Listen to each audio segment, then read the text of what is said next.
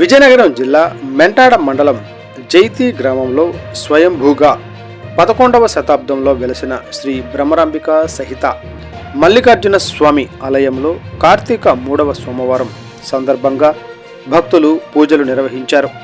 ఈ సందర్భంగా ఆలయ అభివృద్ధి కమిటీ చైర్మన్ చాపాన జోగినాయుడు మాట్లాడుతూ ఇంద్రుడు కుమారుడు జయంతుడు యుద్ధానికి వెళుతూ విజయం చేకూరాలనే ఆకాంక్షతో ఈ దేవాలయాన్ని నిర్మించినట్లు స్థల పురాణం చెబుతుంది అని తెలిపారు. జయంతుడు పాలించడం వలన జయంతిగా పిలువబడిందని, కాలక్రమేణా జైతి మారిందని తెలిపారు. Today TV staff reporter yes Shankar, Vizianagaram జిల్లా.